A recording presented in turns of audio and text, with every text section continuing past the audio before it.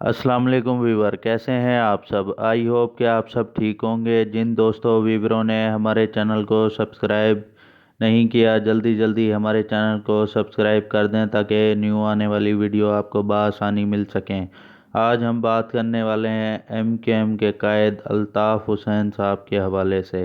अल्ताफ़ हुसैन ने किस तरह एक मामूली शख्स के ऊपर नज़र करम करके उसको पहले MPA और उसके बाद मेयर कराची और उसके बाद सेनेटर और मिनिस्टर तक बनवाया। किस तरह उस शख्स ने अल्ताफ़ हुसैन के पीठ के ऊपर छुरा घोंपा और किस तरह अल्ताफ़ हुसैन को जलील और रुसवा करके रख दिया।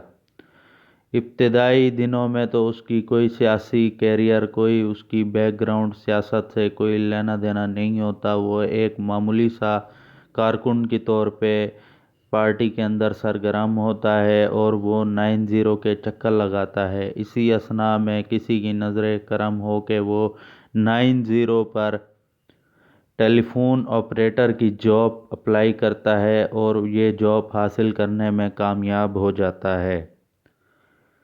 और सन 2000 के दौर में ये 90 के ऊपर टेलीफोन ऑपरेटर की जॉब करते करते सन 2002 आ जाता है और MPA शिप के लिए ये अप्लाई कर देता है।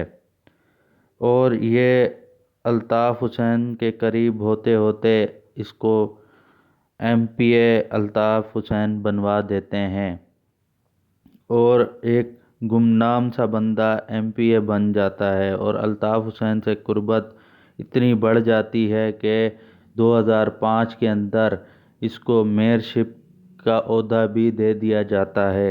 एक गुमनाम बंदे को किस तरह अल्ताफ़ हुसैन इतने ओहदे देने पे तैयार हो गए।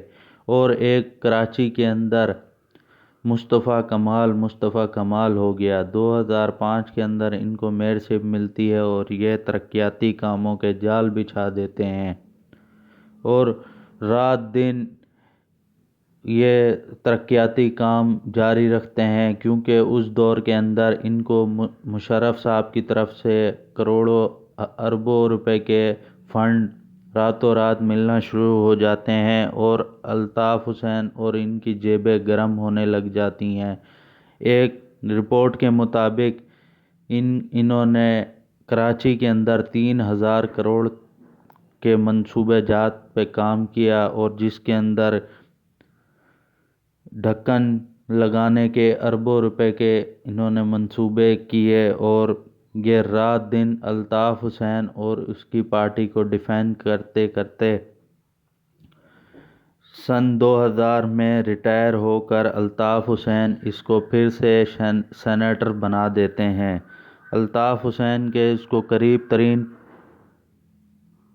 समझा जाने लगा और पार्टी वाले इससे जेलिस होने लगे और अल्ताफ़ हुसैन का इससे प्यार बढ़ता गया।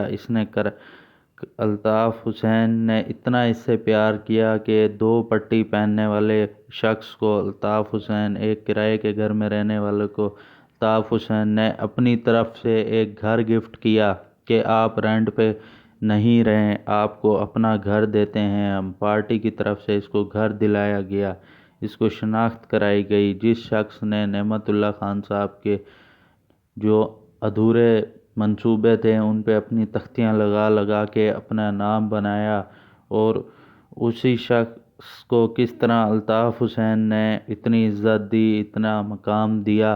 और ये भी अल्ताफ़ हुसैन के कसीदे पढ़ने में कम नहीं होते थे। रात दिन टॉक शो पे, रात दिन प्रेस कॉन्फ्रेंस करते और एक अरसे के लिए ये गुम हो गए। ये 2013 के अंदर ये गुम हो गए और उसके बाद ये ना मिल सके। और सन 2016 के अंदर ये फिर से नमदार हुए और अपने सियासी मौसिन के ऊपर ताबड़ताक इल्ज़ाम लगाए। पहला इल्ज़ाम इनका ये होता है कि अल्ताफ़ हुसैन रॉ का एजेंट है। दूसरा इल्ज़ाम ये वो लगाते हैं कि अल्ताफ़ हुसैन मुल्क तोड़ने वाले हैं। इनकी बहादुरी को भी मैं सलाम के पेश करता हूँ कि ये उस दौर में नमूदार होते हैं जब अल्ताफ़ हुसैन صوبہ سندھ میں 50 MPA اور 14 MNA اور تقریباً ایک گورنر اور کئی سینیٹروں کے ساتھ پاکستان کی سیاست میں ایک مضبوط سیاستدان سمجھے جاتے تھے۔ اس دور میں آ کے انہوں نے اپنا رونا دھونا شروع کیا اور ایک اپنی سیاسی پارٹی بنائی جس کا نام انہوں نے PSP رکھا اور اس کا انتخابی نشان ڈولفن رکھا گیا، اور یہ پھر ایک دھڑے بندی کی سیاست میں جڑ گئے، اور بظاہر تو یہ دیکھا جانے لگا کہ یہ ایک غریب کا ہمدرد ہے، لیکن ایک عام سے بندے کے پاس پاکستان آتے ہی کروڑوں اربوں روپے کی گھر، دفتر اور کروڑوں روپے کی بم پروف اور بلٹ پروف گاڑیاں کیسے آ گئیں، اور کیسے ایک عام سا بندہ الطاف حسین سے جدا ہو کر ایک ایلیٹ کلاس تک پہنچ گیا اور دفتر قائم کر لیا، 9-0 کے مقابلے میں اپنا دفتر بنا لیا اور ایک دھڑے بندی کی سیاست کر لی، اور اس کے بعد 22 اگست جیسے واقعات میں MQM کے مختلف دھڑے ہو جاتے ہیں، فاروق ستار اپنا بنا لیتے ہیں، انیس خانی اور مصطفیٰ کمال پہلے سے ہی اپنا بنا چکے ہوتے ہیں، اور خالد مقبول اور وسیم اختر اور عامر خان اپنا بنا کے بیٹھے ہوتے ہیں۔ اب یہ دور شروع ہو جاتا ہے کہ سارے مل کے الطاف حسین کو راہ کا ایجنٹ اور ملک دشمن اور طرح طرح کے الزامات لگاتے ہیں اور پریس کانفرنسیں کرتے ہیں، اور یوں 2018 آ جاتا ہے۔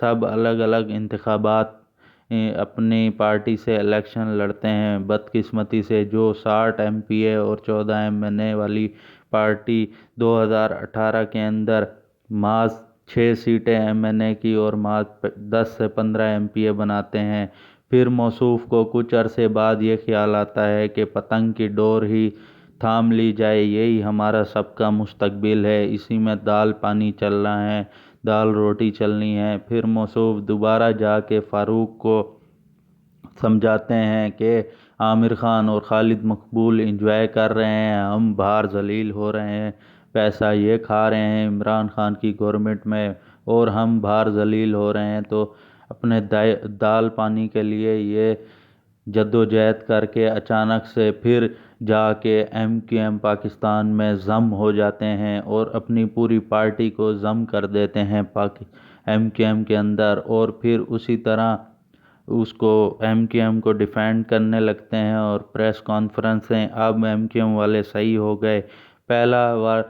پہلی ان کی یہ پہلے حکومت کے تو بغیر رہ ہی نہیں سکتے، اور پھر جس طرح عمران خان کو راتوں رات باہر نکالا، انہوں نے پہلے جا کے شہباز شریف کے پاؤں پکڑے کہ کسی طرح ہمارا صوبے میں گورنر بنایا جائے، اور پھر عمران خان کو یہ طویل عرصے تک الو بناتے رہے اور پیسہ بناتے رہے، اور شہباز شریف کی گورنمنٹ آتے ہی انہوں نے اپنی منسٹری اور گورنر سے ان کے مطالبات رکھ دیے اور ہمارے دفتر کھولے جائیں، یہ مطالبات رکھ دیے۔ اصل میں ان کو اس لیے شامل کیا گیا تھا کہ یہ اسٹیبلشمنٹ اور دیگر معاملات ذرا ان کے اوپر زیادہ مہربان ہیں، اور یہ نگران گورنمنٹ تک میں بھیک مانگنے کے لیے پہنچتے رہے۔